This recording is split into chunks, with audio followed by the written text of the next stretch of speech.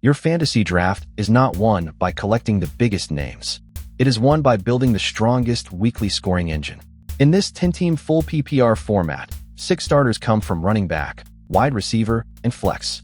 That makes early volume, receiving work, and depth more important than chasing a second quarterback, forcing tight end, or taking defense too soon. Here is the upbeat, data-backed blueprint for the opening rounds. Start with the roster math.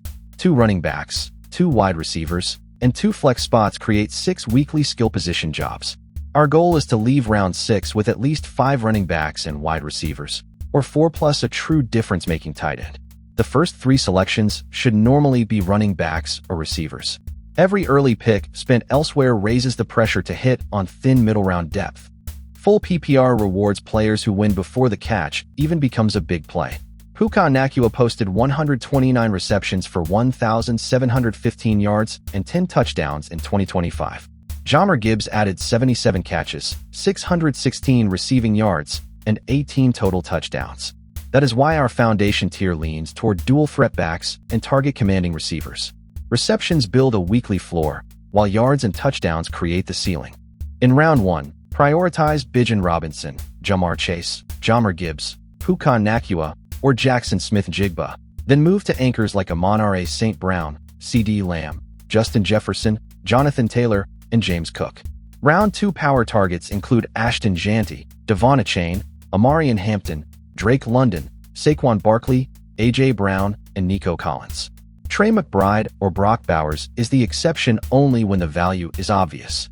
Do not sacrifice 2 premium running back or receiver anchors just to force tight end. Quarterback is deep in a 10-team, 1-quarterback league. If 6 managers already draft one, there are still viable starters for the other 4 teams. Let your opponents spend premium picks on a quarterback run while you collect running back and receiver value. Target the 7th through 10th rounds for Drake May, Joe Burrow, Jaden Daniels, Jalen Hurts, Caleb Williams, or Justin Herbert. Josh Allen and Lamar Jackson are exceptions only if they fall below cost. Use the same discipline at tight end. McBride and Bowers can create a weekly advantage, but once that tier is gone, do not chase the position.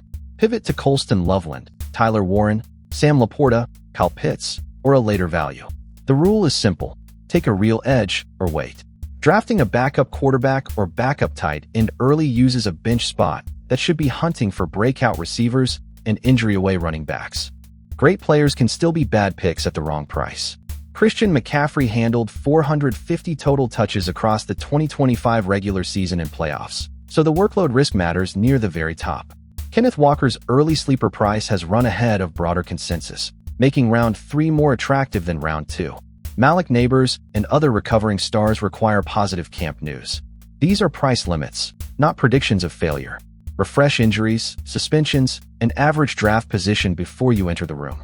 Before every pick, queue at least 3 players across 2 positions so a run cannot force a panic reach. After round 3, aim for 3 running backs and receivers. After round 6, reach 5 or 4 plus an elite tight end. By round 9, carry 1 quarterback, 1 tight end, and at least 7 running backs and receivers. Use the next rounds for upside, then take defense and kicker at the end. Stay patient, attack falling value, and build the engine first. That is how Cadillac Dreams enters draft day with a plan instead of a prayer.